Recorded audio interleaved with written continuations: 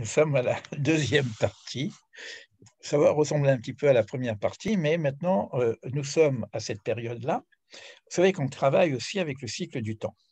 Vous avez vu, quand on était à Pâques, on a parlé de Pâques, la libération de l'Égypte, etc. Que ça veut dire symboliquement pour nous individuellement, nous libérer. Qu'est-ce que veut dire aussi la libération universelle ou même messianique qui se présente à nous par rapport à l'Égypte et à la sortie d'Égypte. Toutes les fêtes ont une symbolique spécifique. Et au niveau du rythme du temps, moi je dis qu'il faut voir ça comme une spirale.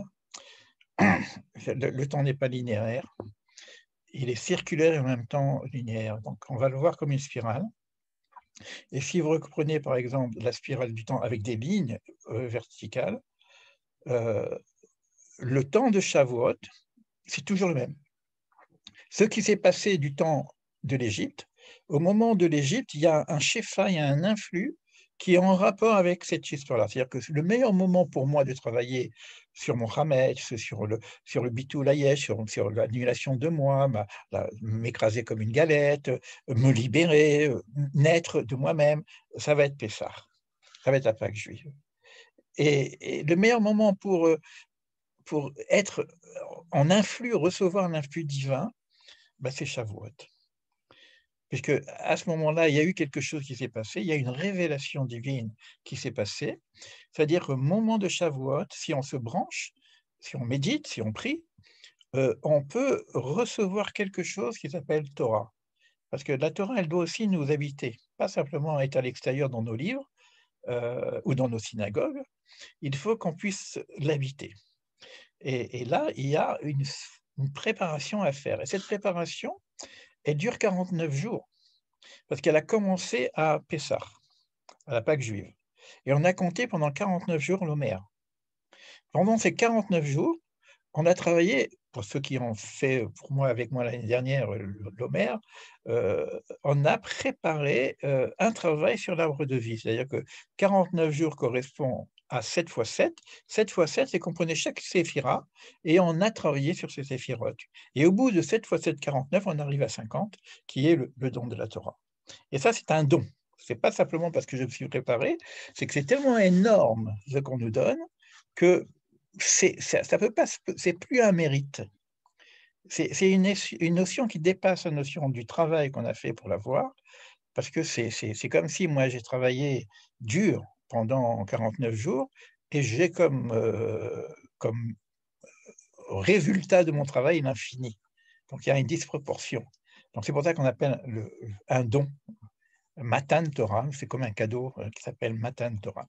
Alors moi j'ai l'habitude de ne pas trop en dire, parce que j'aime savoir ce que vous entendez de votre côté lorsqu'on dit Torah. Et c'est par rapport à pas vos croyances, bon, peut-être même on peut parler des croyances, c'est pas gênant, en tout cas de vos savoirs, de ce que vous avez comme information sur cette notion de Torah qu'on va construire notre cours. Alors, j'aime bien aussi utiliser des techniques classiques de coaching, hein, comme je sais pas, vous savez ça, le CQQ, c'est occupé. Ah, vous vous rappelez quoi? C'est quoi le CQQ? C'est combien? C'est-à-dire que, on va dire, c'est quoi la Torah?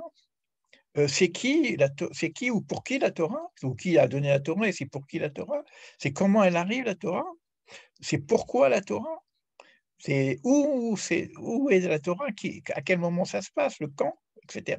Donc c'est des questions de base et vous allez certainement être étonné lorsque on va partager éventuellement ces réponses, parce qu'on a certaines idées, mais on n'a pas tous les enseignements nécessaires par rapport à ce principe. Alors, c'est ce que je fais d'habitude, c'est-à-dire je vous laisse le micro, on ouvre les micros et puis vous me partagez ce que vous avez comme connaissance sur la Torah, que moi je vais inscrire, et puis je rajouterai un petit peu ce que j'ai comme connaissance avec vous. Voilà, donc je vous donne la parole, et même quelqu'un qui ne sait rien, il dit: «Moi, je ne sais pas, moi, je ne connais rien, c'est la première fois que j'entends parler de la Torah». Bon, voilà, donc OK, ça peut se faire. Alors, qui ose s'exprimer? Alors, vous pouvez débrancher, voilà, je vois qu'il y a des micros qui s'ouvrent. Peter a ouvert son micro, Daniel a ouvert son micro. Vous pouvez parler, évidemment Oui, pas ensemble. Allez, qui est-ce qui veut parler? Oui, allez, on y va. bah, je pense que c'est un enseignement qui est codé, oui. Alors, Daniel, hein, c'est ça, hein. Oui, Moi, je ne vous vois pas, hein, donc c'est bien que vous dites moi votre nom. ah oui, Donc, déjà, tu dis enseignement, oui, voilà. d'accord? Donc, c'est déjà intéressant. Et tu dis coder, d'accord. Enfin, il y a plusieurs niveaux de. En fait, on peut le dire, oui, on peut. C'est quelque chose qu'on peut lire à plusieurs niveaux. On peut lire à plusieurs Et niveaux, oui. chaque niveau peut apporter quelque chose, même si on comprend pas tout, même celui qui comprend pas le symbolisme ou les différents niveaux de compréhension, je pense qu'il peut, même au premier degré, il y a quand même, c'est-à-dire c'est adapté à, c'est comme un cours, je pense, par exemple, les cours, on les divise par classe à l'école, et là, Hmm, c'est comme si c'est un cours, mais en fait, chacun va, il peut s'adapter à toutes les compréhensions, je pense. d'accord. Donc, on va marquer aussi adaptation. Ok. Alors, je vais rebondir au fur et à mesure parce que si je dois revenir sur chacun. C'est déjà intéressant de dire que c'est un enseignement parce que vous avez le mot or dedans et or Mm. qui vient du mot aleph aussi. Torah or, ça veut dire un enseignement. Les Chachamim se discutent justement pourquoi la Torah commence par le commencement? Parce que si c'était un livre de loi, c'est-à-dire simplement comment il faut se comporter, quels sont les mitzvot qu'il faut vivre, on aurait dû commencer la Torah par le mois de Nissan, qui représente la sortie d'Égypte, puisque c'est là que commence l'identité juive proprement dit. Alors pourquoi commencer par cette introduction, ce livre entier qu'on appelle Bereshit, hein, le commencement, et c'est là qu'on voit qu'il y a un enseignement universel d'un côté, et en même temps, c'est un enseignement. Torah or, on vient nous enseigner quelque chose. Après, on verra qu'est-ce que cet enseignement, qu'il est codé parce qu'il a plusieurs niveaux de lecture. Bon, ça, tout le monde le sait. On appelle ça le pardes. Donc, le pshat, qui est le littéral, c'est ce que on a en apparence première, comme l'histoire, par exemple. On a le remez, qui est l'allusif. On a le drash, qui est une forme d'approfondissement et on a le Sod qui est la Kabbalah. Et chacune de ces niveaux ont des livres, c'est-à-dire qu'il est codé, mais on a en même temps les livres qui correspondent à chacun de ces niveaux. Voilà, pour répondre à Daniel. Maintenant, une chose qu'on se trompe souvent, parce qu'on dit le pshat, c'est le littéral. Eh bien, le pshat, selon Manitou, ce n'est pas le littéral, c'est le littéral dans le sens où qu'est-ce que dit le texte quand il dit ça? Qu'est-ce que dit vraiment le texte? Qu'est-ce que dit le texte lorsque on voit que Chava, elle est en train de discuter avec le serpent qui lui fait manger une pomme? Est-ce que c'est ça que dit le texte? Alors, on pourrait croire que c'est le texte qui dit ça, donc je le prends au niveau littéral, et après je vais rentrer dans la profondeur de savoir que c'est pas vraiment ça, que c'est un symbole, etc. Non, c'est pas ça que dit le texte. Donc le pshat, c'est même pas ça. Ça veut dire en même temps, pour connaître le pshat, c'est-à-dire le sens littéral, le sens premier, j'ai besoin de l'ensemble des autres sens. Et le plus difficile à connaître, c'est le sens littéral. Parce que c'est le plus énigmatique. On n'y comprend pas grand-chose. Un Dieu jaloux, un Dieu qui a des défauts, les défauts de l'humain, et voilà, en colère, les gens ne savent pas de quoi on parle. Donc, c'est le plus difficile, c'est de comprendre vraiment qu'est-ce que veut dire le pshat. D'où on a les autres ouvrages qui vont venir nous aider.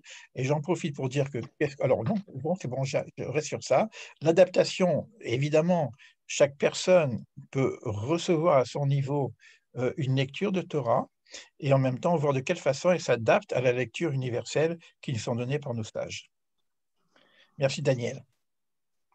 Oui, alors pour Oui, ma part, qui je est-ce qui dirais parle? que c'est Oui, oui, Bernadette. Bernadette, Bernadette, oui. Je dirais que c'est un double mouvement qui est simultané, Oui, don et réception de la parole divine, oui, dans une simultanéité. oui. Tu veux dire quoi par là? Ce que je veux dire, c'est que un donneur doit avoir un receveur. Et qu'en définitive, euh, Ce qui se passe, me semble-t-il, là, c'est que le Créateur donne, dans un même mouvement, Moïse reçoit la Torah. C'est-à-dire qu'il ne peut pas y avoir euh, don et réception. Pour moi, ça doit être simultané. Et donc, comment arriver justement à ce que ce soit simultané? Ah, d'accord, ok. Donc ça, c'est justement ces Shavuot qui nous permet de vivre ces simultané parce qu'on doit se mettre en réceptivité. Dans ce que tu dis, c'est déjà, donc on voit que tu as étudié le Ramchal et que tu es une bonne élève. Il y a déjà le pourquoi de la création dans ce que tu dis. Un donneur a besoin d'un récepteur. S'il n'y a pas de récepteur, il n'y a pas de donneur. Donc le donneur a créé un récepteur pour qu'il puisse recevoir cette Torah et en même temps l'enseignement qu'il veut donner. Donc, et puis, donc c'est tout le Ramchal de l'introduction. Hein. Et la simultanéité, c'est la Kabbalah. Parce que la Kabbalah veut dire recevoir. Donc, si je mets en état de réceptivité, donc de Kabbalah, eh ben, je reçois cette chose-là. Je reçois l'influx divin. Et lorsque j'étudie, si j'étudie comme ça, comme un livre de philosophie, ben, j'étudie comme un philosophie. Si j'étudie comme un... Maintenant, si j'étudie avec Kavana, ce qu'on appelle intentionnalité, Kavana présentation, je me mets en situation de recevoir le texte. Il faut que le texte, il m'habite. Souvent, on dit, moi, j'ai traversé le Talmud 10 fois, et le Rav, il dit, bon, 10 fois, c'est pas mal, hein, mais est-ce que le Talmud t'a traversé une fois? D'accord? Alors, c'est la même chose. Est-ce que la Torah va nous traverser? Et là, il y a la simultanéité. Donc il y a cette chose-là. Ce n'est pas simplement un influx divin, comment dire, on ne parle pas d'énergie, de transcendance, etc., de samadhi ou de kundalini, de l'énergie, etc. Non, on parle de Torah. Donc Torah, c'est une parole. C'est-à-dire que c'est pas cette parole qui me traverse. Et je comprends, comme si elle m'habite, mais je comprends le texte. Le texte me parle. Donc on est dans cette voie, parce qu'à Kol Kol Yaakov, la voix c'est la voix de Jacob, mais on disait Rumet Kolot à Shavuot, les enfants d'Israël voyaient la voix. Donc c'est-à-dire qu'ils étaient habités par la voix. Donc on retrouvera cette humanité si, dans l'attitude qu'on aura vis-à-vis de cette Torah. Si je la vois comme une extériorité, ben, il n'y aura pas de simultanéité. Si je la vois comme mon essence, à ce moment-là, je peux vivre la simultanéité. Merci. Alors, à qui la suite? Donc, Bernadette, c'est bien, super. Alors, mais vous pouvez décrocher vos micros. Hein. Alors, Peut-être je pourrais en parler. oui, qui c'est? Gérard? Gérard, C'est super. Gérard? Oui, Gérard, Oui. je t'écoute. Alors, ça fait déjà quelques années que j'ai découvert la Torah et je l'ai approfondie puisque je la lis et je l'étudie en même temps, tout en faisant en parallèle avec certains sages qui en parlent. Et Et j'ai découvert beaucoup de choses très profondes.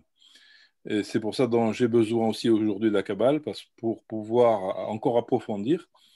Mais ce que j'ai découvert déjà dans un premier temps, c'est que chaque livre a une particularité, comme le disent certains sages, que le livre, par exemple, Bereshit, c'est le livre des pères. Et pour moi, c'est le meilleur livre qui nous révèle, je crois, les différentes facettes du Messie. Je le crois. Comme le livre de l'Exode qui nous parle du peuple, puisque c'est le livre des enfants, le Shemot, donc qui nous révèle en même temps la difficulté que le peuple a rencontrée pour la sortie, en même temps rencontrer les différentes difficultés bon, qu'il y a eu au sein même du peuple, et la réponse de Hachem lorsqu'il donne justement la Torah. Donc, avec les codes qui sont donnés, bien sûr, pour pouvoir exercer les commandements. Bien sûr qu'après le livre de Lévitique, pour moi, c'est le livre parfait du Lévite, dans lequel tout le peuple est appelé à être, puisque c'est un peuple de Cohen que Dieu veut, un peuple saint à part. Donc, un peuple de Cohen, pour moi, c'est le Lévite. Donc, c'est là où toutes les règles, que ce soit de cache-route ou que ce soit à part au Beth Amikdash, que ce soit, enfin, il y a toutes sortes de règles qui sont là pour justement s'en approprier, pour moi. Hein. Et puis le livre des nombres, bien sûr, nous parle de Bemidbar. C'est le livre de la difficulté dans le désert, là où on est seul et face à nous-mêmes. Et souvent avec Hachem qui est là, qui s'est caché quelque part, mais qui est là. Et puis le livre de la révélation, pour moi aussi, c'est un livre de révélation qui est Devarim.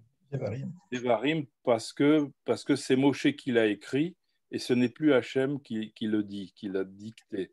Et ça, c'est une révélation de savoir ce que, lorsqu'on est rempli de Torah, ce qu'on peut arriver à faire comme Moshe l'a fait. Je crois que c'est possible aussi pour nous, à notre niveau, bien sûr, à notre exemple qui est beaucoup plus petit, mais je crois qu'il y a une possibilité de voir aussi toute la référence du Devarim qui concerne aussi les années du Mashiach, puisque on parle de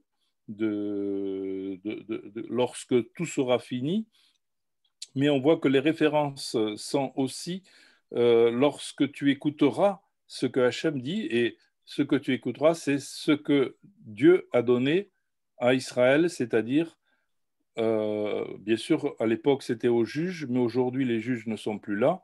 Bien sûr que c'est les rabbins, ce sont les sages.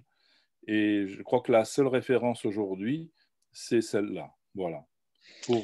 Alors, bien sûr, tout ça, pour moi, c'est la Torah, bien sûr, et avec beaucoup plus de détails. Donc, c'est pour ça que la Kabbalah va aider à comprendre tous ces rouages, je crois. D'accord. Bah, super, bon, écoute, tu as déjà décortiqué un peu la symbolique de chacun des livres, donc on pourrait approfondir évidemment hein, chacun de ces livres, parce que c'est une mer sans fond. Juste une anecdote qu'on se pose, parce qu'on dit souvent que Devarim, c'est le livre de Moïse, parce qu'il reprend pratiquement tout, il reprend un petit peu l'histoire, mais on se pose la question, mais comment se fait-il que Moïse parle de sa mort? Dans Devarim, il est en train de parler, on est en train de parler de la mort de Moïse. Alors, tu vois le mec, il dit, voilà, quoi. Donc, c'est des interrogations, c'est pour ça qu'on pense que même Devarim était aussi révélé, quoi. Donc, mais c'est des questions internes, donc il y a beaucoup de questions qui se posent dès qu'on rentre dans ces ouvrages-là. Alors, maintenant, quand on parle de Torah, parce que tu as parlé des 5 livres, alors, il y a plusieurs choses qu'il faut qu'on se dise pour bien comprendre. Hein. Il y a le mot Torah d'une façon générique et le mot Torah d'une façon précise. D'une façon précise, lorsqu'on parle de Torah, on parle de ces 5 livres. C'est-à-dire, il y en a qui appellent ça l'Ancien Testament, bien qu'il est loin d'être ancien, puisqu'il est sans arrêt renouvelé par les commentateurs.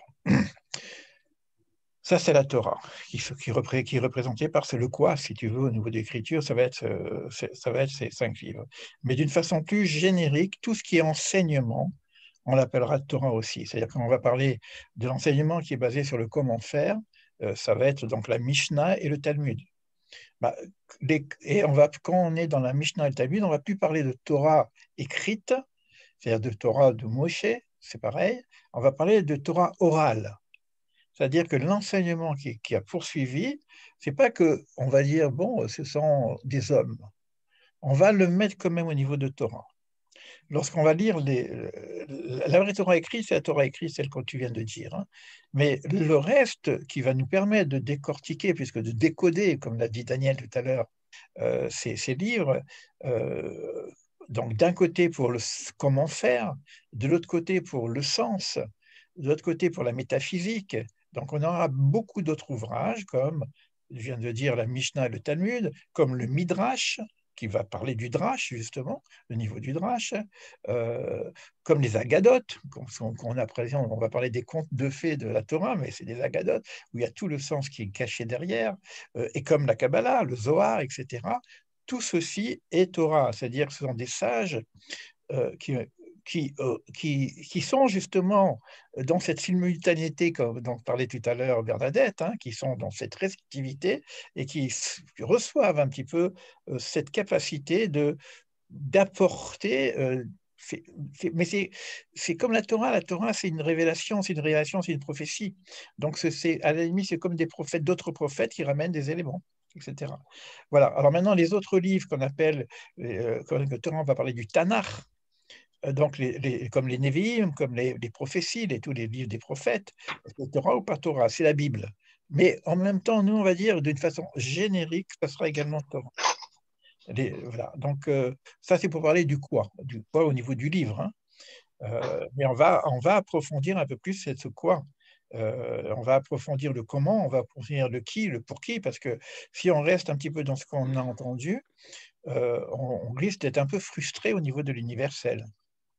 D'accord? Il faut voir comment on va passer de cette singularité qui est donnée à un certain peuple singulier, comment on va passer à l'universel. Voilà, je vous écoute. On continue comme ça. Oui, moi, je rajoute au fur et à mesure. Hein. Ça me permet plutôt de faire un enseignement, comment dire, magistral, de partager au fur et à mesure de vos échanges. Alors, qui veut continuer? Est-ce qu'il y a d'autres candidats? Vous voyez la richesse quand on parle d'une intelligence collective. Hein. Voilà, moi, ça me permet aussi de voir où vous en êtes, quoi. Est-ce qu'il y a d'autres candidats ou même des questions, hein, si vous n'avez rien à dire, vous pouvez me poser des questions. Monsieur Gaz? Oui. Qui parle? C'est Muriel. Muriel. Je t'écoute, Muriel. Bonsoir. Alors, voilà, c'est la première fois que j'assiste à cette visioconférence. Bon, je suis en pleine initiation. D'accord. Oui, c'est une culture qui m'intéresse et je suis très, très motivée pour voilà, y participer, et évoluer, réfléchir aussi. Et voilà, je voudrais que vous me conseilliez, puisque vous parlez tout à l'heure de niveau, voilà, qu'est-ce que je peux lire là en pleine initiation Moi, la première chose que je vous conseillerais, c'est de rentrer déjà dans notre cours, parce qu'il Oui, y a un système qui, voilà, on part de base qui s'appelle Les Voies de la direction divine, un texte apparemment philosophique, et de là, on ouvre tous les champs. Et puis, en fonction des personnes, de leur intérêt, etc., je donne des conseils individuels, soit d'ouvrages, soit des choses comme ça. Parce que, bon, là, sinon, je suis à Nice, hein, donc tu peux m'envoyer un mot, et, parce que je ne sais pas comment tu es arrivé sur ce groupe, parce que moi, j'ai envoyé que ça, donc, que je puisse te connaître, et puis je te donnerai des conseils, hein, sans aucun problème. Je te mettrai mon mail, ou Célina peut mettre le mail, mon mail sur le chat pour que tu puisses me contacter.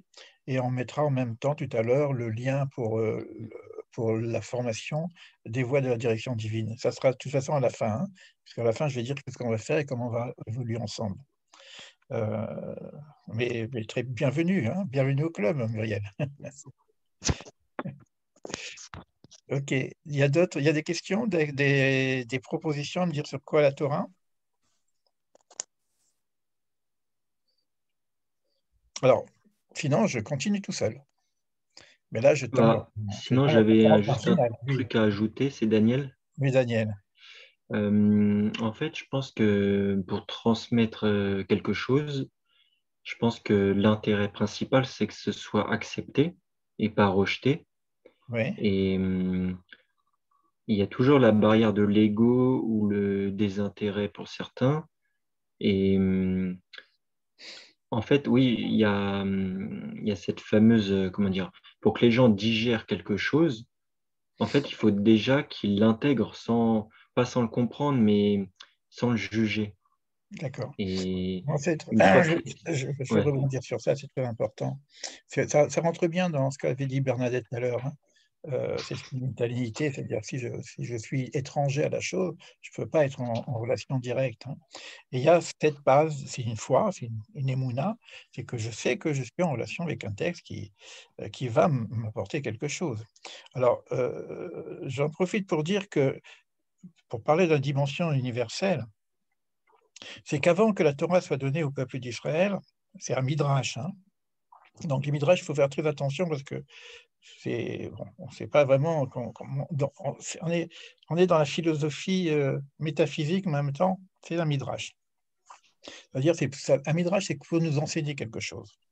On s'en fout si c'est vrai ou pas vrai. On n'est pas là de dire au niveau historique si c'est vrai ou pas vrai. C'est-à-dire, qu'est-ce que moi j'apprends par la chose. Donc, il y a plusieurs façons de voir l'histoire biblique. Hein.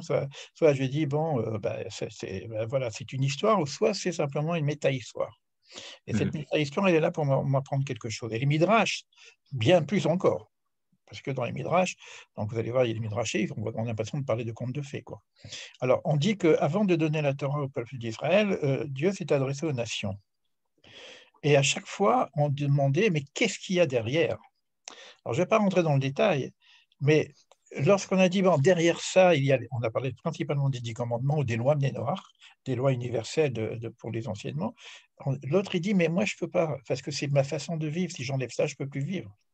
Moi, je vis par l'épée, je vis par l'épée, je vis par la guerre, je vis par ci. Bon, je ne veux pas rentrer dans le détail parce que ça peut être un peu difficile à comprendre. Et lorsqu'on a demandé à Israël, ça c'est toujours le Midrash, il dit Naase venishma. C'est-à-dire qu'ils n'ont pas posé la question qu'est-ce qu'il y a dedans. Dis-nous ce qu'il faut faire et on comprendra. C'est-à-dire qu'on est basé sur l'acceptation du départ. Et c'est parce que j'ai accepté de faire ce qu'il y a à faire que je peux être en réceptivité et de comprendre ce qu'il y a à comprendre. D'accord? Ce n'est pas parce que je dois d'abord comprendre et puis je veux avoir la preuve que, etc. Alors maintenant, ce n'est pas aussi simple que ça, parce que ça, c'est un slogan de rabbin que je vous raconte, et ça ne plaît pas à tout le monde. Mais c'est le Midrash qui est très beau derrière. C'est que lorsque les enfants ont dit Naaseh venishma, il y a la voix céleste, et il dit, mais comment c'est possible que ce peuple, parce que c'est un peuple entier qui a reçu au début, hein. Après, ça a été passé par Moïse. Hein. L'expérience du col, c'est le peuple entier qui a vu la voix. Comment c'est possible d'apprendre le secret des anges?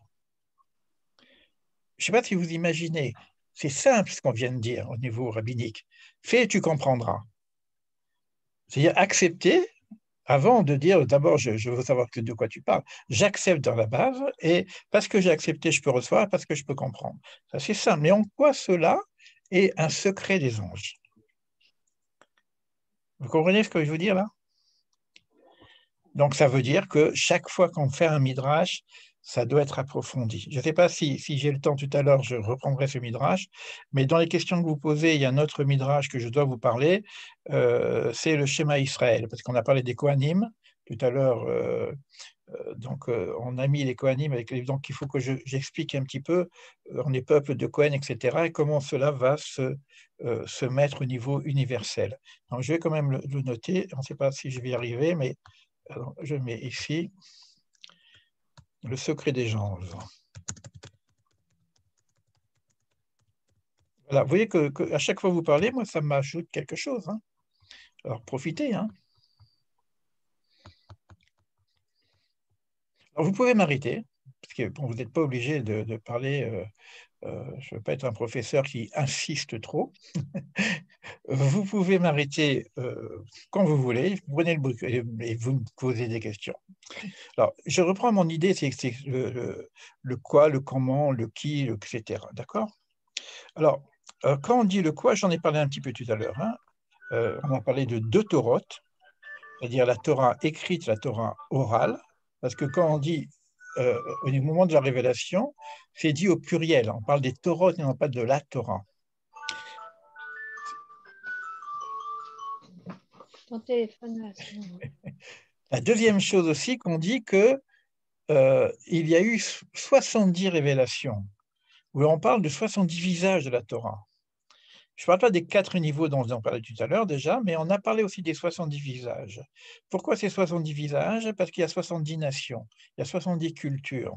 C'est-à-dire que même si ça a été donné à un peuple singulier, même si ça a été présenté au peuple et qu'ils n'ont pas accepté, lorsqu'elle va être révélée, il y aura l'écho au niveau 70, donc au niveau universel. De façon à ce que n'importe qui des nations puisse recevoir l'écho.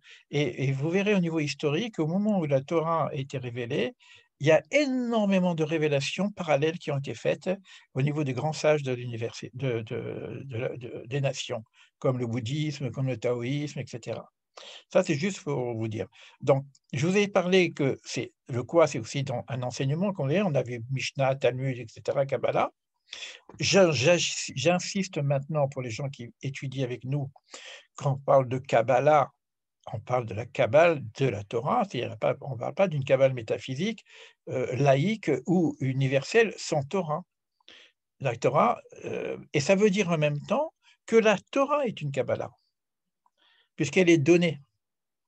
Et c'est un don, donc c'est une Kabbalah, donc il faut maintenant la recevoir. D'accord? Alors, ça, c'est pour un peu le quoi. On peut aller beaucoup plus loin, évidemment, parce qu'on y passerait des nuits là-dessus. Hein. Mais ce qui est important aussi, c'est le qui. Qui donne la Torah? Et là, on a un petit problème avec justement qu'est-ce que le problème du créateur. Donc, on a une étude à faire par rapport à ça, parce qu'il n'y a pas de notion de Dieu dans la Torah. On parle de Dieu, mais il n'y a que des noms divins. Il n'y a que des noms divins. Donc, Hachem, Elohim, Shakai, et vous voyez, je change un peu le terme parce que je ne peux même pas les prononcer parce que ce sont des noms sacrés. Alors, on va parler de la notion de principe créateur. Mais quand il y a un principe créateur, donc il y a un projet créateur, il y a un projet de la création, et il y a un projet d'homme dans la création. Mais est-ce que ce projet d'homme, c'est un projet qui est singulier, c'est-à-dire qu'on va chercher à faire une religion qu'on appelle le judaïsme? Mais si c'est le créateur du monde, donc il doit y avoir un projet d'homme, et non pas simplement un projet juif. D'où la notion d'universel qui va s'installer. Et c'est pour ça que le premier personnage patriarche de la Bible, qui va se singulariser par rapport au monde, avec Babel, qui va se couper des nations, puisque à Babel, il va y avoir les nations d'un côté et Abraham de l'autre côté. Abraham Ivri, qui est le passeur. Et hébreu veut dire passage. Donc Abraham Ivri va devenir le passeur pour les personnes qui sont restées dans Babel. Donc il y a un tikkun à faire, une réparation par rapport à Babel. Je ne rentre pas dans le détail, c'est des cours qu'on a déjà fait plusieurs fois. Mais ce qui est intéressant, c'est qu'on dit Abraham Ivri, sa singularité, c'est quoi? On l'appelle Ivri, et on dit « Par toi seront bénies toutes les familles du monde ». Famille, pour l'instant. D'accord? Donc il y a un projet qui va être porté par Abraham pour remettre en place, en fin de compte, la bénédiction universelle pour l'ensemble des familles. Donc il y a bien dans la Torah un principe singulier et un principe universel. Je terminerai cette chose-là quand je parlerai du schéma Israël. Si j'y pense pas, vous me reposez la question par rapport à la notion de Kohanim. Donc c'est un cours aussi un peu particulier. Si on a le temps, on en parlera. Donc maintenant, ça veut dire quand je dis qui, j'ai donc répondu aussi au pour qui. C'est-à-dire ce n'est pas pour Israël, ça passe par Israël pour l'humanité. C'est quelque chose de tellement différent. Quand on parle de la Torah d'Israël, ce n'est pas la Torah qui est appropriée, singularisée pour avoir un peuple singulier comme il y a d'autres traditions singulières, et chaque tradition a sa propre valeur, et chaque tradition elle est singulière par rapport à la vraie. Non, la singularité de la Torah, c'est son universel. Je ne sais pas si vous comprenez l'enjeu qu'il y a. Ce n'est pas de dire je choisis un peuple pour le singulariser et pour qu'il soit le peuple élu et qu'il soit meilleur par rapport à l'ensemble. Non, ce n'est pas du tout ça. C'est-à-dire, et d'ailleurs, il n'a pas choisi le plus facile. Et je dis, je choisis celui-là, parce que si je réussis avec celui-là, je peux réussir avec le monde. Quoi. Ça, c'est un autre midrash, tu vois. Quand on parle du peuple à Nugred, etc. Donc, ce qu'on appelle la ségoula, ce n'est pas l'élection dans le sens, c'est-à-dire qu'on va choisir un peuple pour qu'il soit représentatif au niveau de l'universel. Ça veut dire que ce peuple, il va représenter l'humanité. Et c'est pour ça qu'il est multiple. dans sa culture multiple, dans ses couleurs voilà, donc il y a toutes les couleurs, il y a des noirs, il y a même des rouges, il y a même des rouges, je dis bien des Indiens d'Amérique, hein, vous avez des Juifs dans Israël, hein, parce que Israël, nous, on connaît que deux petites parties d'Israël, c'est-à-dire que c'est les Juifs qu'on connaît, Yehuda. Mais on ne connaît pas vraiment Israël. Imaginez-vous qu'il y a eu un schisme et de 12 tribus, il y en a 10 et demi qui sont partis dans le monde, on ne sait plus où ils sont. On commence à les venir, on voit les Indiens qui reviennent, on a les Éthiopiens qui sont revenus, etc. Mais on voit bien qu'il y a une représentativité, c'est un microcosme au niveau du peuple. Donc, aussi bien la Terre qui est un microcosme, aussi bien le peuple qu'un microcosme. Donc, on a vraiment un projet universel.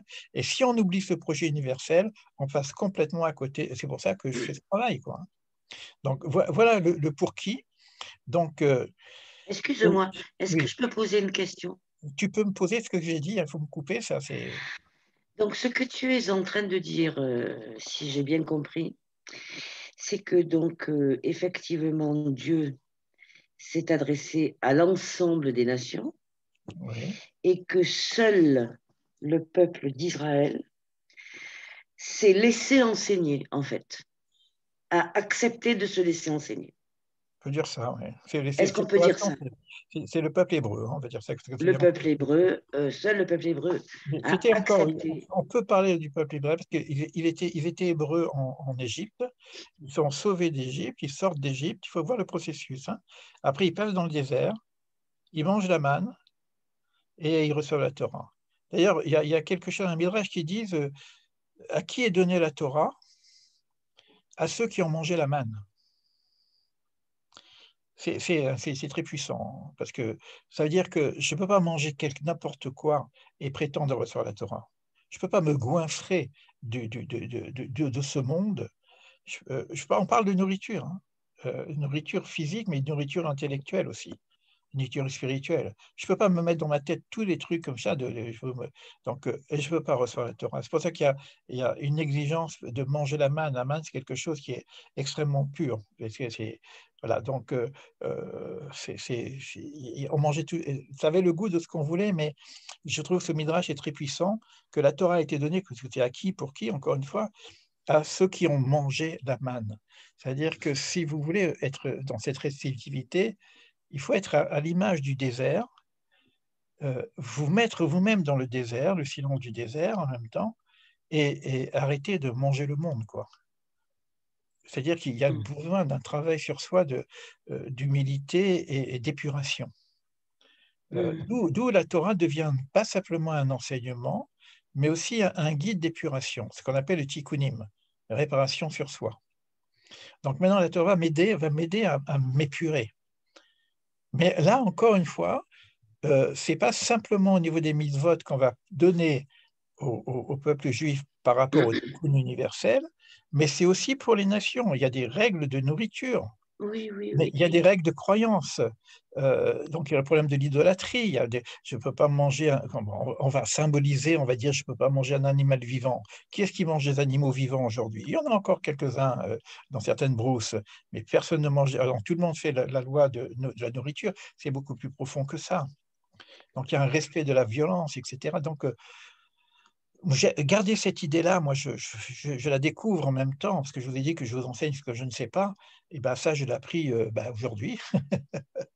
Donc, il y a quelque chose avec le nombre 69 alors. Avec le nombre 70 et 69. Pourquoi 69? Ben, parce qu'il y a d'un côté les nations, il y a Non, 70 nations. il y a 70 et 2. Il y a un rapport avec 72. Parce qu'on ne parle pas de nations, c'est plutôt des langues. Babel, D'accord. c'était divisé. Alors pourquoi 2 d'un côté et 70 de l'autre? Les 70 cultures, 70 langages maîtres, hein, parce qu'il y en a des milliers de langages, après Oui. ça se divise. Mais il y a 70 racines au niveau des langages, et il y en a 2 spécifiques qui sont l'hébreu et l'araméen. D'accord. Et par rapport aux deux Torahs, la Par Torah rapport au du… Torah aussi, oui, puisque l'hébreu, c'est la langue sacrée de la Torah écrite, et l'araméen, c'est la Torah orale aussi, oui. Non, je veux dire par rapport à la Torah du Sinaï et de Sion. Alors oui, j'allais venir, ça c'est par rapport au ou. Oui, Donc, il y a la notion du où. Alors, on va dire que la Torah a été donnée au Sinaï, une toute oui, petite montagne, hein, pour ne pas se dire qu'on va monter l'Himalaya pour avoir la Torah. Donc, c'est encore l'humilité de la Torah qui, qui va s'exprimer. Et pourquoi on dit, on parle de cette notion que la Torah est sorte de Sion, Mitzion Totse Torah. Il y a une notion comme ça qu'il y a une Torah qui sort de Sion. Donc, est-ce que c'est une nouvelle Torah? Est-ce qu'il va y avoir une nouvelle Torah bientôt? Ou est-ce que ça va être une... Et regardez ce qui se passe aujourd'hui en Israël, puisqu'on parle d'Israël. Le nombre de yeshivot, d'études, etc., des milliers de gens qui sont avec la Torah écrite. Mais il y a une nouvelle Torah qui sort par la parole de ces enfants, de ces jeunes qui étudient dans les yeshivot.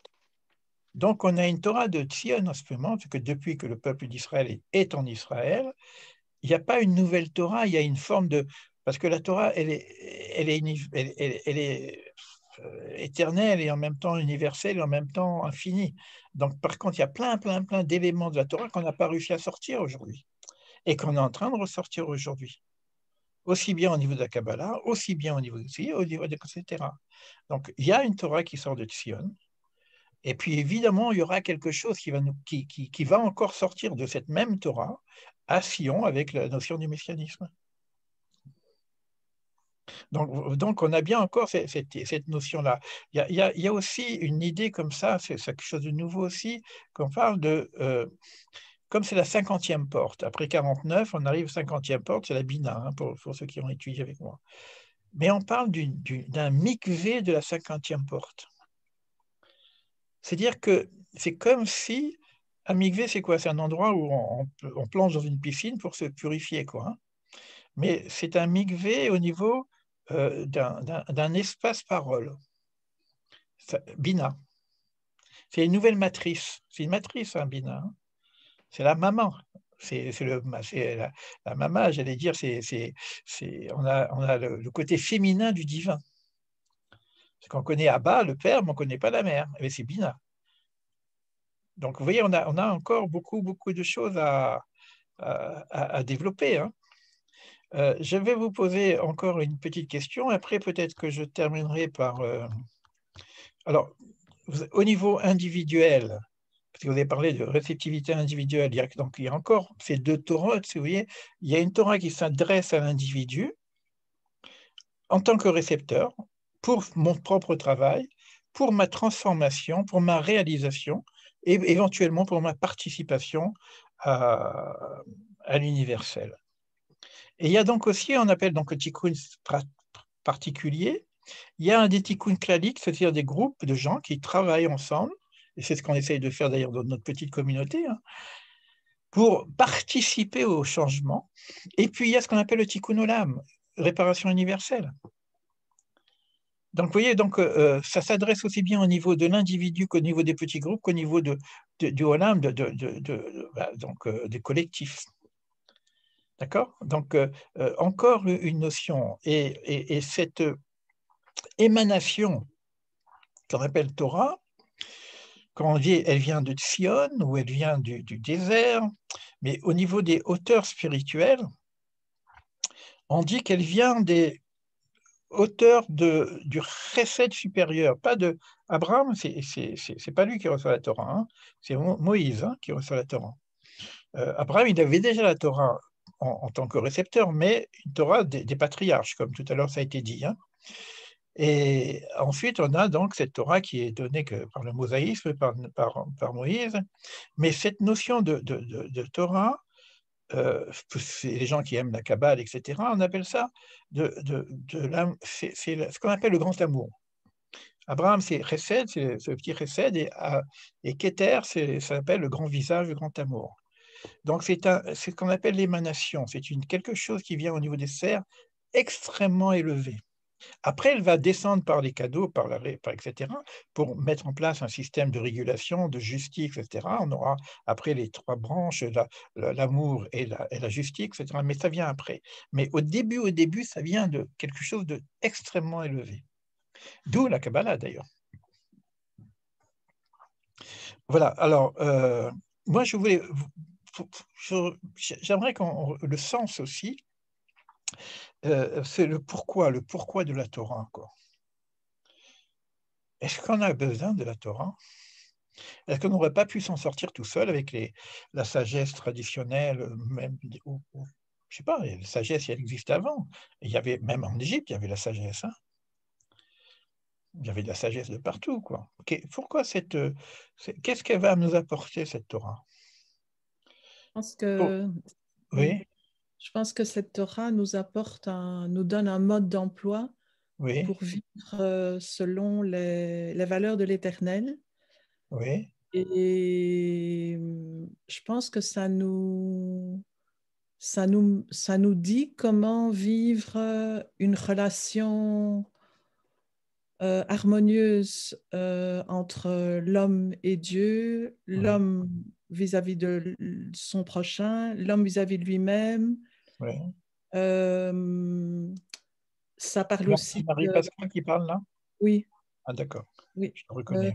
je crois que ça parle aussi de, ben justement de ce peuple de Cohen qui a quelque chose à transmettre aux nations. Donc ça parle aussi de paix pour l'humanité, de ce projet pour l'humanité. Euh, En fait, je trouve que au plus j'approfondis, au plus je me dis que je vois que c'est comme un cadeau pour l'humain, comme une sorte de... Par rapport à Israël, je crois que c'est comme un contrat de mariage. Il y a aussi cette notion d'alliance qui est très forte. Mais je pensais l'autre jour à un bête détail, quelqu'un me demandait, ah, mais pourquoi on ne peut pas manger, par exemple, ben, ma fille me disait, ah, pourquoi tu ne manges pas de lotte? Ben, la lotte, en fait, quand on réfléchit, c'est un poisson qui est très loin de la lumière, qui est très dans les profondeurs, et en fait, chaque petit détail a une immense signification. Je suis tellement ignorante encore dans tout ça, mais je suis émerveillée. Par exemple, j'ai appris ben, les crevettes. Les crevettes, on nous dit mangez pas de crustacés de crevettes, mais c'est bourré de cholestérol. Et en fait, derrière tout, il y a toujours quelque chose pour le bien de l'homme. Et enfin, les commandements dans le temps, enfin, dans ma religion, où on disait ouvre les commandements, mais c'était comme des choses terribles à faire, à ne pas faire. Et ici, en fait, on se rend compte que la Torah, c'est un magnifique cadeau pour l'être humain et c'est un tel malentendu. Je suis triste quand je vois, par exemple, ben, dans mon entourage, on prononce le mot Torah, ben, les gens ont peur, ils ne savent pas ce que c'est et c'est tellement dommage. Oui, tout ce qu'on a dit aujourd'hui sur ça. C'est vrai que les gens ne savent pas vraiment ce qu'ils c'est. Mais là, ce que je voudrais moins insister, c'est que, comment dire, il y a de la sagesse dans le monde. Il y a des traditions dans le monde. Et ces traditions aident l'homme à se purifier, à se réaliser. Il y a différents chemins de vie qui sont proposés par les différentes traditions. Je parle de tradition plutôt que de religion, parce que malheureusement, les religions, au lieu de nous relier, aujourd'hui, elles nous divisent, alors que les traditions doivent nous relier.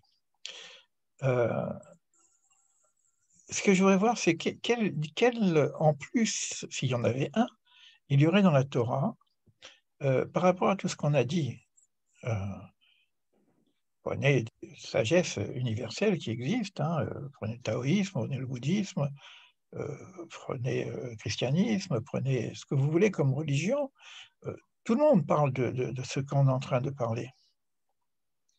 Alors, c'est-à-dire que, est-ce qu'il y aurait une spécificité qui est donnée à ce peuple ou qui est donnée à cette Torah et qui va peut-être poser un sens ou en tout cas une mission singulière. Chaque nation aussi, on peut dire qu'il y a une singularité, hein, mais il faut trouver en même temps quelle est sa particularité. J'en ai un petit peu parlé quand même, hein. Alors maintenant, est-ce que je vais rentrer dans les croyances, dans des trucs, etc. On dit Torah, chemin de vie, d'accord? Donc ça, mais au niveau individuel, on a beaucoup de chemins de vie. Mais en tout cas, Torah, c'est aussi un chemin de vie. Tikkun personnel, nettoyage, tout ce que j'ai dit, etc. Il y a des mots qui sont forts, hein, comme manger la manne, mixer du monde, etc. C'est assez puissant. Donc on verra si on peut approfondir tout ça. Mais en tout cas, pour ma part, qui est passé par différentes traditions, mais quand je parle de ces traditions, je les ai vues avec beaucoup de lumière, et non pas en disant que ça c'est Avodazara, ça c'est service étranger, etc. Non, chaque nation a une certaine lumière. Manitou disait même que chaque nation est comme une perle. Elle a sa propre perle, elle a sa propre valeur. Et Israël, c'est le fil qui va réunir toutes ces perles pour en faire un collier. Ça, c'est une image de Manitou, qui est donnée par le rabbin Jaïs d'ailleurs. C'est cette notion de reliant. C'est pour ça qu'on va reprendre la notion de prêtrise tout à l'heure, qu'on dit que le peuple Israël est comme un prêtre pour les nations. C'est cette notion de reliant, c'est cette notion, ce qu'on appelle, on a la responsabilité du tikkun olam. Ça a été donné à Israël, cette responsabilité. C'est pour ça que si on rentre dans une forme de religion communautarisme, enfermé sur nos propres... on passe complètement à côté de cette vocation. Donc, j'ai l'impression que maintenant, quelqu'un qui n'est pas juif et qui veut rentrer dans cette dimension d'Israël en tant qu'individu, c'est marqué on le verra avec le Ramchal, c'est possible pour n'importe quel individu d'intégrer la dimension d'Israël en tant qu'individu, pas en tant que nation. Mais pour intégrer ça en tant qu'individu, on va lui dire, mais pourquoi tu veux rentrer dans ça? Dieu est partout, tu l'attends ta propre tradition, etc. Non, et c'est vrai, ça ne sert à rien. À moins que j'ai envie de participer au Tikkun Olam. J'ai envie d'être un acteur de ce changement universel. Donc, même si je ne suis pas juif, je veux être un acteur. Pas simplement recevoir, parce que jusqu'à présent on a parlé de recevoir, pas simplement recevoir, je dois recevoir, mais si c'est que pour moi que suis-je. Donc c'est cette notion-là, ce n'est pas que pour moi que je veux la Torah, ce n'est pas pour ma seule réalisation, je veux participer à cette proposition, en tout cas qu'on appelle Tikkun Olam, qui est en rapport avec le messianisme certainement. En tout cas, moi c'est comme ça que j'ai intégré la Torah, j'ai intégré par son histoire, qui est une histoire merveilleuse, en même temps très dure, Shoah et compagnie, donc vous avez tout ce qu'on est en train de vivre et on continue aujourd'hui. Il y a une histoire merveilleuse, mais en même temps, c'est une science-fiction, comment ce peuple peut encore survivre, avec tous les pogroms, toutes les façons qu'on a. Et c'est biblique, c'est écrit dans la Bible depuis toujours, de génération en génération, on viendra essayer d'éliminer ce peuple, mais il perdurera, il continuera, et il finira par réaliser sa mission. Donc il y a une notion de mission. Donc, mission, sion, on est pour l'instant des deux missions. Il faut arriver à être un sion complet, quoi. Et c'est ça que, pour moi, en tout cas, si je devais faire une conclusion sur la Torah, c'est cette possibilité du tikkun olam, de réparation universelle, et c'est l'objet de nos formations. Et cette notion de tikkun olam, je reviendrai tout à l'heure sur les projets qu'on aura, ça ne s'adresse pas simplement au niveau spirituel. Ça s'adresse au niveau des sciences et techniques, ça s'adresse au niveau de la société, une société propre, juste, sociale. Ça ne veut pas dire qu'Israël est représentatif aujourd'hui, je n'ai pas dit ça au niveau politique, mais ça doit devenir, sinon on passe à côté. Donc ça s'adresse au niveau de l'entreprise. Le Talmud, vous voyez le nombre de pages et de Talmud qui est sur le commerce, comment faire un commerce propre, comment tu peux t'enrichir sans voler. Le vol, il est naturel. Comment tu sais si c'est le juste prix, tu vois? C'est extrêmement rigoureux.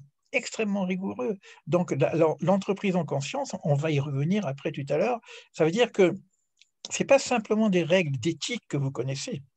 Ce n'est pas simplement des règles de mettre l'humain au centre de l'entreprise, parce qu'aujourd'hui, la philosophie, l'éthique peut nous amener à ça. Donc, il faut qu'il y ait une autre dimension. Alors, comment on va le dire? Moi, j'osé le dire quand j'ai fait mon salon Réussir. Comment parler du divin dans un projet d'entreprise? Je verrai de quelle façon ça va sortir. En tout cas, l'idée, elle est là en même temps. C'est-à-dire que cette notion de tikkun olam, c'est, par exemple, les sciences et techniques. Regardez ce que fait Israël aujourd'hui par rapport au monde. c'est au niveau des sciences. Je parle de la faim dans le monde, de l'agriculture, des choses comme ça. Donc aujourd'hui, ils arrivent à apporter de l'eau dans des endroits qui sont désertiques simplement avec l'air. Donc les gens, ils crevaient de soif, et maintenant ils ont de l'eau simplement avec le système de récupérer dans l'atmosphère les particules qu'il y a d'eau, et qui fait qu'ils arrivent à boire. Ou lors d'agriculture sans eau, des trucs, c'est incroyable. Donc on y arrive. Voilà pour cette partie. J'avais dit que je terminerai par le schéma Israël. Donc je vais le faire maintenant. Je vais le faire rapidement, mais c'est un enseignement qui nous a duré pratiquement une nuit avec Manitou, parce que bon, il y a tout là-dedans, c'est la phrase clé, hein, écoute Israël, Dieu notre Dieu est un. Je ne vais pas rentrer sur la métaphysique que Hachem ou Elohim, c'est-à-dire qu'il y a deux noms divins là-dessus, c'est-à-dire que le nom divin qui représente le créateur Elohim, et qui représente aussi la nature, Teva, et Hachem qui représente la transcendance, et c'est ce nom qu'il faut arriver à connaître et qu'il faut arriver à partager avec les nations. Donc je ne vais pas rentrer dans cette chose-là qui fait partie des enseignements qu'on partage entre nous, hein. Je vais dire simplement sur... il y a une question, parce qu'on a parlé des Kohanim, ouais. C'est dans les brachot, c'est Rav Kook qui reprend une question là-dessus. Quand on ouvre la première partie des brachot, c'est un traité talmudique qui s'appelle brachot, c'est-à-dire les bénédictions. Et la première question qu'on pose, avant de dire que Torah, on ne sait rien du tout, on ne sait pas à quelle heure on fait le schéma le soir. Donc, première question, il faut savoir qu'il y a des heures, il y a une ordre, il y a etc. Alors, ok, bon, j'aurais bien aimé savoir pourquoi il faut faire le schéma et qu'est-ce que c'est le schéma. Mais non, c'est comme si on sait déjà tout ça. Et la réponse est paradoxale, c'est qu'on dit lorsque les Kohanim mangent la trouma. La trouma, c'est une offrande qu'amènent les agriculteurs, qui est une forme de prémisse, et qui fait que cette chose-là est sacrée. Seuls les Kohanim peuvent les manger, parce qu'il faut un tikkun au niveau de la faim dans le monde. Et cette chose-là qu'ils mangent ne peuvent pas se manger à n'importe quel moment. Et donc on dit quand les Kohanim. Mais quand est-ce qu'ils mangent la trouma, les Kohanim? On lui dit à la sortie des étoiles. Alors la question il se pose, mais pourquoi tu ne dis pas directement la sortie des étoiles? Et la réponse talmudique, c'est-à-dire le premier niveau, c'est en même temps que tu poses la question, j'en profite pour t'enseigner une autre chose. C'est-à-dire que maintenant tu sais deux choses. Tu sais que le Kohen, il mange au moment de la sortie des étoiles, et toi tu sais que tu peux faire le schéma au moment de la sortie des étoiles. Donc tu as pris deux choses en une chose. Bon, ok, sympa. Le Rav Kook, il dit non, il doit y avoir un lien quand même entre le schéma Israël et les Kohen. Alors le lien il va être très vite fait. C'est que Israël est représenté comme Mamlechet Kohanim, peuple de prêtres. C'est-à-dire que quand Israël fait le schéma Israël, écoute Israël, Hachem Elkonim, Hachem Echad, il ne doit pas simplement le faire par rapport à lui-même, d'intégrer la notion d'unicité divine, mais il doit en même temps savoir que c'est ça qu'il est témoin, puisque bon, il est témoin, parce que c'est ce qu'on a fait aussi les témoins que vous connaissez, parce que dans le schéma Israël, vous avez un grand Aïn et un grand Dalet, un schéma avec un grand Aïn, et Chad avec un grand Dalet. Et le grand Aïn et le grand Dalet fait le mot Ed, témoin. C'est-à-dire qu'on doit être témoin, on doit être représentatif pour le monde, pour l'ensemble du monde, de l'unicité de Dieu. Parce que c'est ça le schéma, l'unicité de Dieu. Faire connaître le un au monde. Donc c'est tout l'enseignement qui va sortir après, qu'est-ce que le un, etc., que vous trouvez aussi bien dans Sefer Yetzirah que dans le livre du Ramchal. Ça veut dire que je me positionne en Cohen. Mais il faut oser le faire. Mais ça veut dire en même temps, ta mission, elle est là. Ta mission, elle est d'apporter un enseignement aux nations. Et c'est quel est le cœur de tous les enseignements qu'on peut faire, au-delà des valeurs, etc., etc. Ça veut dire que ce n'est pas simplement il faut être bon, il faut être gentil, il ne faut pas manger, il ne faut pas voler, etc. Non, c'est beaucoup plus que ça. C'est arriver à expliciter qu'est-ce que ça représente, le Shem Hashem, le nom divin, Yudke Vavke, et qu'est-ce que représente l'unicité. Donc tu te positionnes comme un Kohen, tout simplement. Donc ça veut dire que quand je fais le schéma, alors ça c'est pareil pour quelqu'un qui ferait le schéma et qui ne serait pas juif, mais qui se met dans la peau d'Israël, c'est-à-dire qu'il doit penser que qu'il émane cette idée de ce que représente l'unicité. Et c'est pour ça qu'on a l'enseignement que je partage avec vous, qui n'est pratiquement que ça. À la fin, on verra que c'est uniquement ça qu'on essaye de comprendre. Qu'est-ce que un? Qu'est-ce que Dieu est un? Je ne vais pas rentrer dans le détail, parce qu'il y a tout l'enseignement qu'on partage depuis des mois ensemble, d'accord? Alors maintenant, Manitou disait, c'est intéressant, regarde ce truc-là, quand on dit Shema Israël, Hashem Elokeinu Echad, qui dit quoi à qui? Alors il reprend un enseignement comme ça, il dit la première fois que cette chose arrive dans les Midrash, c'est au niveau de la transmission de ce un, de la connaissance de Dieu, tout simplement, mais du Dieu un, quoi. Et comme il y a une transmission de patriarche à patriarche, on a un problème avec Jacob qui a 12 enfants. Comment c'est possible qu'une expression une puisse être entendue de la même façon, de même écho, à 12 récepteurs? C'est impossible. Donc il se dit, il s'inquiète, il dit, c'est pas possible. Comment je vais faire? Maintenant, j'ai 12 enfants, comment je peux transmettre un? Donc, et c'est à ce moment-là que les enfants d'Israël, c'est que Jacob s'appelle Israël, les enfants d'Israël disent à Jacob, écoute Jacob, Israël, Shema Israël, Dieu, notre Dieu est un. Donc on a ici une conclusion que ça peut être démultiplié à 12 patriarches. Moïse, il a le problème beaucoup plus grave, parce que lui, il a 60 000 familles devant lui, 600 000 familles. Il dit, c'est pas possible, on ne va pas y arriver. Comment ces gens-là se... Et c'est là qu'en ce moment, c'est un midrash toujours, hein, que le peuple d'Israël, le peuple dans son entier, il dit à Moïse, qui représente Israël, écoute Israël, Dieu notre Dieu, Dieu est un. Donc on a encore cette possibilité de voir à l'unisson un peuple entier dire Shema Israël. Et la conclusion, que Moïse Manitou nous amène, peut-être que c'est une incarnation de Moïse, j'en sais rien, il nous ramène, il nous dit, viendra un jour, Bayom Haou Hashem Echad Ushmo Echad, viendra un jour où Dieu sera un et son nom sera un. Soyez pas déjà un? Non, viendra un jour où les nations viendront dire à Israël, écoute Israël, Dieu notre Dieu, Dieu est un. Je trouve que c'est magnifique. Voilà, ça c'est la conclusion, et c'est la Torah, et c'est la révélation, et c'est tout ce qu'on essaye de partager ensemble à travers ce petit cours qu'on appelle pour l'instant les voies de la direction divine, qui j'espère va aller plus loin. Et ça va être la deuxième partie, la dernière partie qu'on va partager ensemble sur cette chose-là. Avant de partager donc l'enseignement et la suite des enseignements à deux niveaux, si vous avez des questions, on peut partager. Sinon, on attaque. Qu'est-ce qu'on fait après? Il est 21h. Est-ce que tu voulais parler un tout petit peu de l'actualité? J'en ai parlé au début. D'accord. Je l'ai fait au début, j'ai commencé par ça. En tout cas, ce que j'ai dit, c'est que, bon, quand on m'a posé la question, est-ce qu'il y a un rapport entre ce qu'on étudie et l'actualité? Et la preuve aujourd'hui qu'il y a il y a quelque chose qui est en rapport avec Israël, et donc il y a une incarnation d'Israël sur cette terre, et puis bon, ce qui se passe en Israël, c'est pas n'importe quoi. C'est une représentativité de toute façon d'un problème qu'il y a dans le monde entier. Hein. J'ai donné l'exemple qu'Israël est au cœur, et quand le cœur est malade, le monde est malade, et quand le monde est malade, le cœur est malade, quoi. Ce qui se joue en ce moment, c'est pas simplement le problème géopolitique, c'est pas simplement, c'est le problème métaphysique qu'il y a derrière, qui est là depuis que le monde est depuis toujours. Hein. C'est pas les pogroms, c'est pas du Moyen Âge. Hein. Ça commence avec l'Égypte d'ailleurs. Et encore, on va même dire que ça commence avec Caïn et Abel. Le problème de la fratrie, quoi. Le premier fils d'homme, il tue son frère. C'est ça qui se joue là-dessus. Il se joue la paix dans le monde.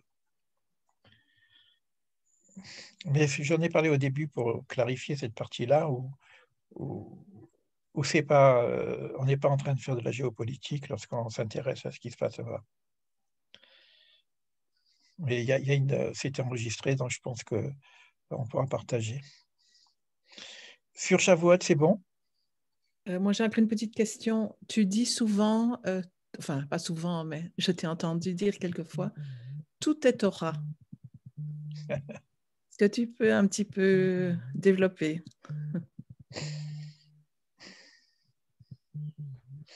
Si Torah, c'est le plan. Torah, ce n'est pas simplement une révélation. La Torah, elle existait avant la création.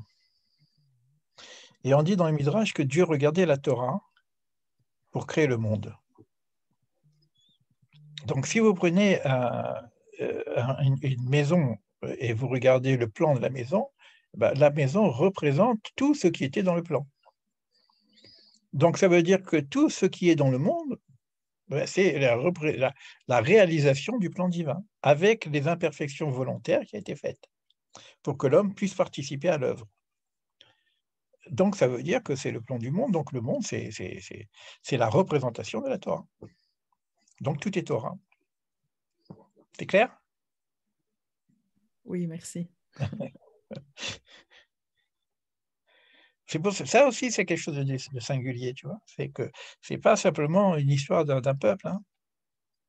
C'est une histoire, c'est une histoire universelle, quoi.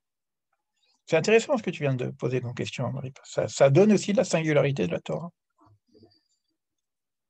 Ça donne cette singularité. On va retrouver un petit peu des éléments comme ça dans d'autres traditions, parce qu'il y a l'histoire des fractales, etc., que la partie dans le tout, etc. Mais là, on a vraiment le plan du monde.